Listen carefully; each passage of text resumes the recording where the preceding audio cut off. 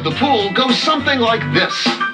Splishing and splashing all morning with your friends, lunch maybe around noon, and then, even if that game of Marco Polo is calling your name, the rule is you must wait a full hour after eating before getting back in the water. Go in a minute too soon and you'll be struck with debilitating cramps. You might even drown. At least that's what Mom says. But does Mother know best? Or is this an old wives' tale gone wrong? Must you really wait a full hour after eating before getting back in the pool?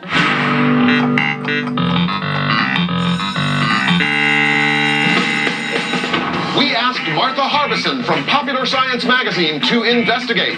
Oh. Hi, Ted. Hi, Martha. So, if you swim after snacking, will you sink like a stone?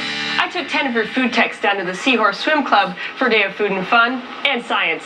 10 of our food techs in a swimming pool? Don't worry, it was a controlled experiment and a lifeguard was on duty at all times. Okay, so how did the research work out? Well, first, the food techs had a nice picnic lunch. We packed you a delightful lunch, ham and cheese sandwiches, potato salad, fruit, and iced tea. The theory behind the no swimming after eating rule is that digestion takes a lot of work. As a result, oxygen and blood are diverted to the stomach from the limbs, which supposedly cramp up and are rendered useless.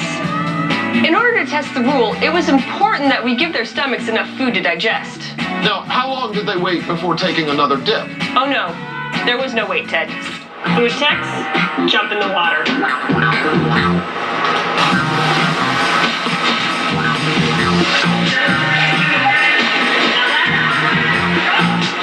Now you can see here that they're just playing around. If you're wondering why she didn't put them through a serious workout, there are a couple of reasons. First of all, the old wives' tale states that you can't go swimming at all after eating. So we wanted to put that to the test.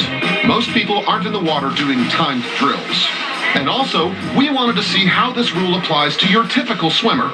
Our food techs aren't trained athletes. They wouldn't make it through an extremely intense water workout even on an empty stomach. Of course, Martha did put them through a few laps. On your mark, get set, go. Pace yourselves, but don't be wimps. 1, 2, woohoo! Way to go. The food techs completed about as much of a workout as they'd be able to handle on an empty stomach. I kept them in the pool for hours. All the way back.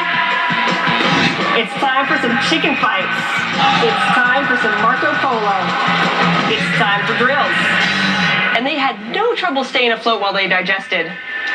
So, not only did the food techs swim for quite a while without drowning, none of them even experienced cramps. Thus, contrary to the logic behind the rule in question, the body does have enough oxygen to service both the skeletal muscles and the digestive system. So you're saying they're no more likely to cramp up even if they have just eaten? That's right. Seems that this theory just doesn't hold water, but don't blame your mom for that one.